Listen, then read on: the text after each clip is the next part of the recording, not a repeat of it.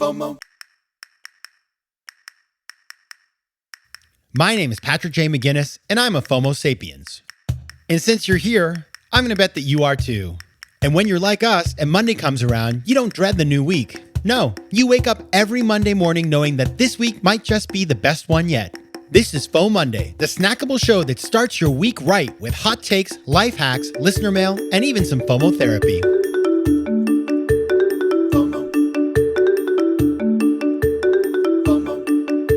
Welcome to FOMOnday, the companion show to FOMO Sapiens. Of course, we'll have another episode, a brand new episode of FOMO Sapiens dropping on Thursday. But until then, happy FOMOnday. I'm your host, Patrick McGinnis, venture capitalist by day, author and podcaster by night, and FOMO Sapiens 24/7. And I hope you had a wonderful Thanksgiving if you are in the States. It's a wonderful holiday. I got to tell you, Thanksgiving is my favorite. And I know some of you are overseas and maybe you celebrated in your country as well. Maybe you visited with American friends, or maybe you just do Thanksgiving because it is a wonderful holiday. And I love it because there's no stress and presents and minimal decoration. It's simply about spending time with family and friends. And I certainly did that. So I hope that you come into this week feeling ready for December. Oh my goodness. December, all the holidays all over the world, no matter where you are, it's just full on. And that is why I want to just take today's episode to offer a thought, which is this. I have been going now for the last couple months to this meditation group on Monday nights. I have this new friend who moved to New York recently called Michael. Michael is a really interesting guy. He's an engineer. Originally, he got into a really successful company that he's now left, and he is doing investing and a bunch of other stuff. But one thing that he'll tell you when you meet him is that meditation is very important for him. And so it's been an important part of his health and well-being for the last couple of years. And it's really interesting to hear his take on it. And he feels so strongly about it that he does this group meditation. He used to do it before he moved to New York, and now that he's moved here, it's kind of cool because it's a great way to meet people, of course. So he's moved here, he wants to meet new people, but it's also a great way to share something with people that you think is important and also give them the gift of learning how to meditate. And as you know, it's something that I have found very powerful in my own life. And again, I'm not, I mean, maybe I should, but I'm not the guy who's going to go to an ashram in India for 3 months and sort of not speak. I mean, it's going to be incapable for me to do. But I have adopted meditation about 3 years ago. And in the last 2 years, I think I've missed only 3 days, including at one point 2 days in a row, which is really strange because you'd think I'd have figured it out. But it has been really good for my mental health, my productivity, my sleep, my mood. And so I love going to meditation on these Monday nights. It's been awesome. And I want to share what I think are the factors that you can bring into the picture to be successful if you want to do the same. Now, I have 10 steps for you. Step number 1. Have somebody leading this who is a connector and who is a living example of why meditation is important. So the thing about Michael is he's a connector, low key. I mean, he's very low key, but he knows people, he invites people, those people bring people. So he makes it social and fun and interesting, and the people are always cool.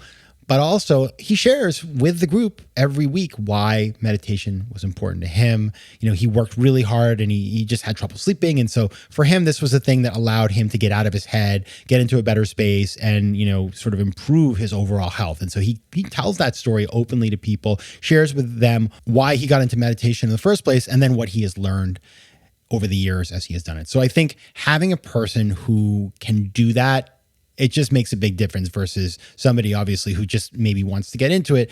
Listen, it's a whole different thing, because when somebody can attest to something and show how powerful it is and they're credible, obviously then it's big for everybody else in the room. Number 2, make it practical. So the great thing about this group is I think that the way that meditation is talked about is very approachable. And I'm not saying that, listen, if you are more in the new agey side of things, like, mad respect to you. I'm not at all dragging you or saying that that's not good. I mean, that, to each his or her own.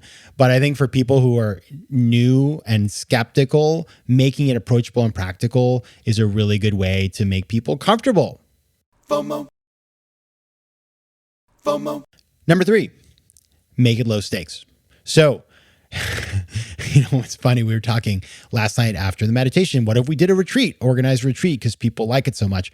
That's not low stakes. That's high stakes. I mean, it could be semi low stakes if you made it kind of like you only meditate for 30 minutes or an hour a day, but that's not really a retreat. And so what Michael does is he does a 30-minute sit. So it's substantial.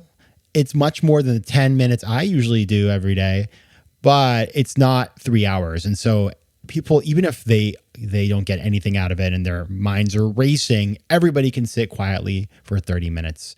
All we really do is sit around for 30 minutes, eyes closed, breathing, and it's very low key. And I think that the fact that anybody can do it, even if they're just sort of faking it, makes it low stakes. Next, invite a mix of experienced and inexperienced people. So I think it's really important that some people are brand new.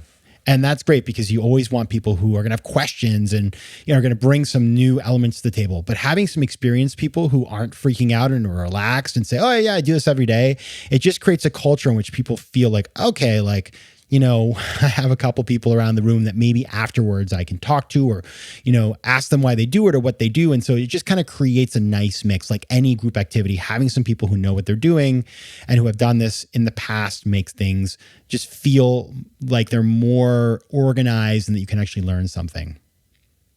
Number 5, have a cadence. And what I mean by that is every week. So in the early days when we first started, Michael would sort of give a little intro talk and then we'd just get into it. 30 minutes. He would talk for a minute or two and guide us a little bit like, okay, here's what you can do to not have your mind wander and stuff like that. I actually found that kind of hard because, 30 minutes felt like a gazillion years to me. Now he has changed it up. He does 10 minutes of sort of introduction. The first 10 minutes of the meditation, he guides for us, which I appreciate, and he's really good at it. And he gives us some tools we can use, some ways that if we get distracted, we can focus back. Like a great one is to focus on your breathing. Another is imagining that you're painting number 1 through 10 on the wall, like with each breath, number 1, the next one, number 2. And then when you get to 10, you start again at 1. You can put your hand on your chest and feel it rise and fall. Like all these cool ways to sort of, if your mind is wandering, to get back to where you were. So Michael kind of every week will go through those. He mixes them up a little bit. And I got to say, like, I started using them in my own practice. So, I just think that having a plan where you lay out very clearly for newbies and people who have been doing it alike, because, he's much more experienced than I am. I feel like that makes it work better and everybody feels like they're getting knowledge from it. Next, you want to set up the space right. So have comfortable places for people to sit. People don't want to lay down. If people lay down, they're going to fall asleep. So have cushions on the floor, have chairs where they can sit, have a nice, upright chair for people who want to sit in a place that's a little bit more rigid. I like to sit cross-legged on a couch. That's me. But having a space that's quiet and dark. Early on, I remember poor Michael, he put some music and he had like a kind of a projector with all kinds of images, and there were images of animals, and then like one animal ate another animal, and so it was not very relaxing. And then the music mix unfortunately shifted, and it was more of like a pop mix, and so he had to turn it off. And so I would say no music, no lights, dark and quiet. That's the way to go, because then people can sort of just focus in and it's very low key and relaxing. Next, after the meditation, talk about it. Have people ask questions, have people share their thoughts, their experiences, what was hard, what was easy. It's really cool just to get people talking, and then that sets up just kind of people getting to talk afterwards. But I really love the fact you create a place where people feel comfortable sharing, like there's a little bit of vulnerability, which is always good. And then that's where you start learning, because people will say, well, I found this hard. And then somebody will say, well, did you try this? And so like any meditation is not, again, it's a very practical thing, and there are practical ways to resolve the challenges. You're just trying to sit there for 30 minutes, not thinking and allowing your brain to sort of cleanse itself. And so there are lots of great ways to do that, and there are lots of tips that can help you. And so having people engage in a dialogue, 10, 15 minutes, it's cool. And I think it creates more camaraderie in the group. Next, make it social. Okay. Definitely make it social. You want to have maybe food. You want to have people talking, chatting. I mean, we hang out after, and it's just nice to get to know people, and then you make new friends, and that's really important. Now, at the same time, don't make it a party.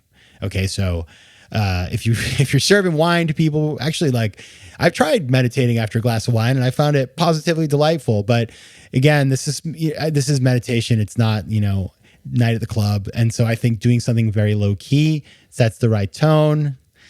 And finally, ask people to help and pitch in, because that's just, nice to do. And frankly, when the group gets too big and unwieldy, and if the person has to do a lot of work and it becomes really painful, they're not going to host it anymore.